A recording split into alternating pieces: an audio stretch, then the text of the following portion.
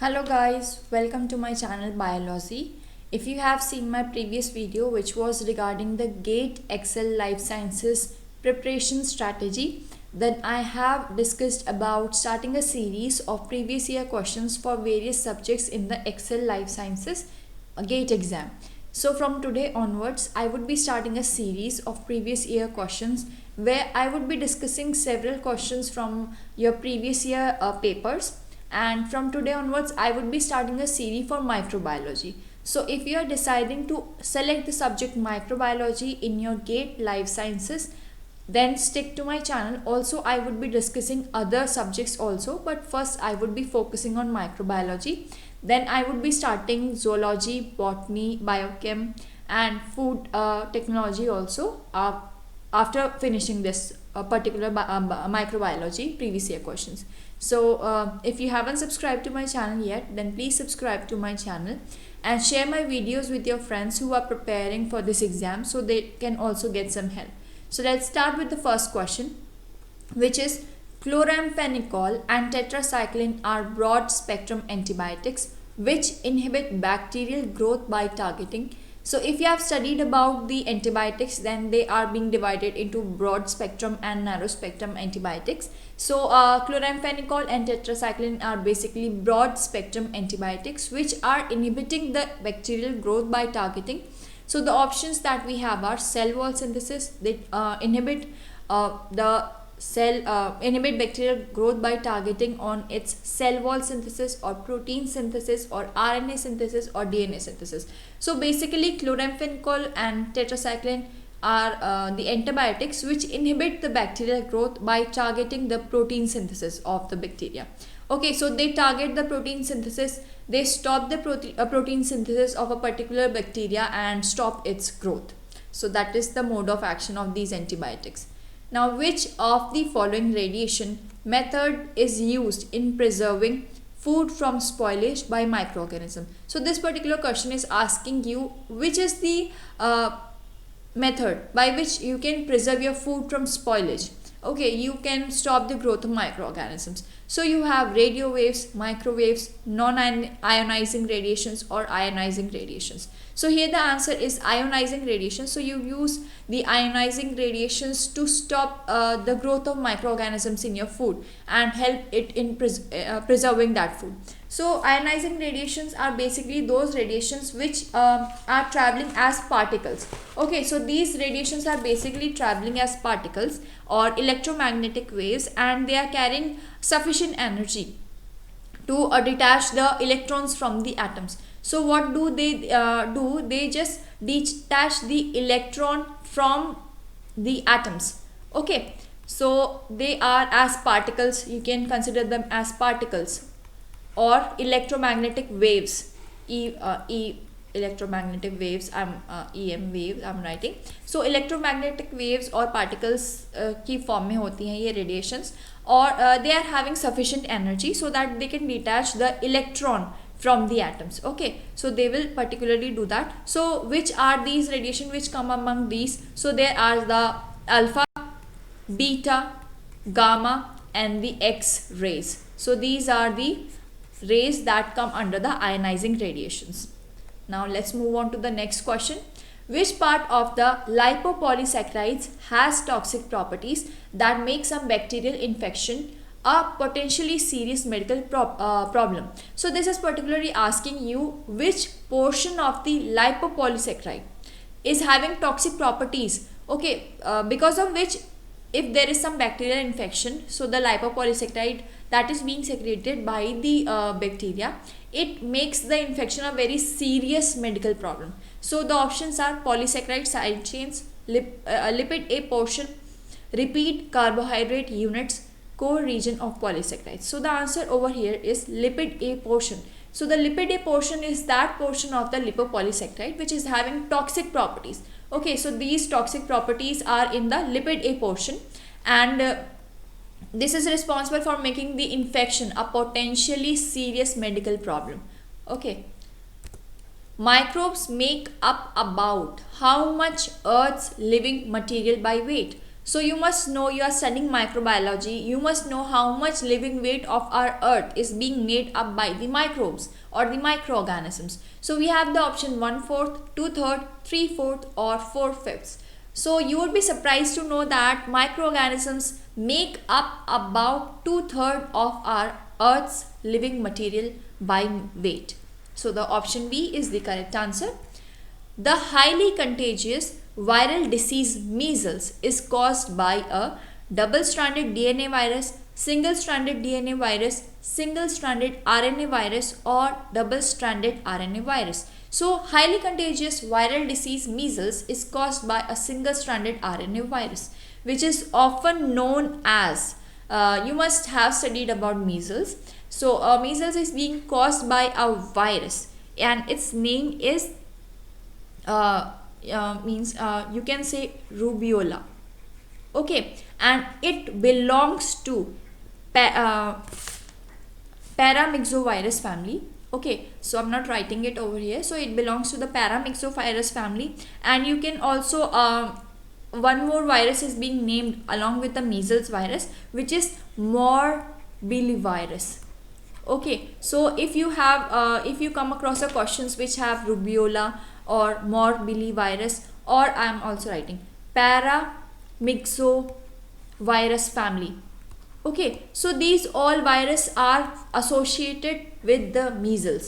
Okay, these all are responsible for causing measles, and they are single-stranded RNA virus, and these are basically affecting the respiratory tract, and they start with the respiratory tract infection, and then that infection spreads to the body, all over body. Okay, so this is the process of spreading of the measles, and it is basically seen in children's.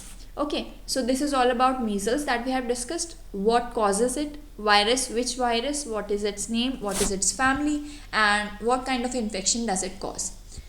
Secondary metabolites such as penicillin from mold are produced during the lag phase, IDO phase, log phase or decline phase.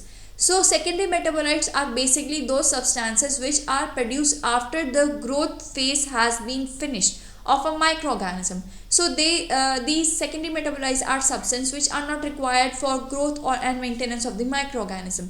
So these are being produced basically in the IDO phase, or the which is in the stationary phase. Okay, if the same question comes and they are asking about the primary metabolites. So primary metabolites are being secreted in the trophophase or the growth phase. Okay, so during the growth phase the primary metabolites are produced and the secondary metabolites are produced during the IDO phase or the stationary phase. Okay, now if you want to know what are the primary metabolites, so primary metabolites are those substances which are required for the growth and maintenance. Okay, like the vitamins, carbohydrates, lipids, and these all are required for the growth and maintenance of a microorganism. Okay, so after that this is maintenance. Okay, so these are the primary metabolites, and the metabolites which are secondary, these are basically steroids, the hormones or the alkaloids or the antibiotics, which are produced in the stationary biotics, which are produced in the stationary phase. So these are all the secondary metabolites. So you should know the difference between the primary metabolites and the secondary metabolites and when they are produced. Okay, so primary metabolites are produced in the trophophase or the growth phase, and the secondary metabolites are produced in the IDO phase or the stationary phase. Now we have a match the following. We have culture media and we have to tell their uses. So we have the complex media. Complex media is a chemically undefined media which is used for growing bacteria. Selective media is used for identifying certain bacteria from a mixed culture. Selective, you have to do a selection. Then we have differential media. Differential media is used for distinguishing one bacteria from the other. आपको distinguish करना है, differentiate करना है.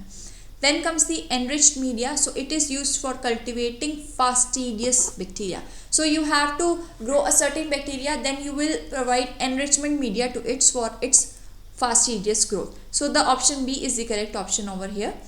Now, Dick test is used to assess the susceptibility to diphtheria, scarlet fever, typhoid fever or tuberculosis. So Dick test is basically used to assess the susceptibility of scarlet fever. So option B is the correct answer, and Dick test is named on the scientist George and Gladys Dick, which were American bacteriologists who did research on the scarlet fever and found a cure for it, found a test for it, okay, for knowing if it is scarlet fever or a normal fever. So they brought out a proper test for that. Which of the following is a symbiotic bacterial genus that converts nitrogen to nitrogen containing compounds that are utilized by legume plants to synthesize amino acids? So this is basically asking the bacterial genus which converts nitrogen, okay, to nitrogen containing compounds, okay, to nitrogen containing compounds. तो ये आपसे उस genus का नाम पूछ रहा है. So it is Rhizobium, okay. Doubtlessly it is Rhizobium, which is used to convert the nitrogen into nitrogen containing compounds, and these nitrogen containing compounds are utilized by the legume plants to synthesize amino acids. Okay, so this is the part of nitrogen cycle. You must be very much familiar to the syllabus which you have got in the whichever section you are choosing. Be sure that you cover everything that is being given in your syllabus, be it by Google, be it by some textbooks, or you can also ask me for notes or any kind of help if I can provide. Okay, so we'll do this last question in this video. What is the enzyme involved in the following reaction? Triglyceride, H2O, it converts to glycerol and fatty acids. So we have to tell the enzyme. So we have some enzymes: glycerol phosphate dehydrogenase, glycerol kinase, lipase or zymase. So this reaction consists of the enzyme lipase, or it is being catalyzed by the enzyme lipase. So that's all for this video. We have discussed 10 questions from your previous year papers that I have took from your previous year papers. So I hope these questions are clear to you. Make sure that you make notes. I am discussing these questions this much earlier before your exam, so that you can have a brief idea about what kind of questions are being asked in your exam. So make sure that you make some good notes from these questions, and if you have any query or any doubt or any help that I could provide you from my side, then you can please comment me in my comment box, and you can also connect me on Facebook or Telegram. Also you can just contact me wherever you find comfortable. And make sure you like this video, share it with your friends who are preparing for this exam, and subscribe to my channel if you haven't subscribed yet. And thank you very much for watching.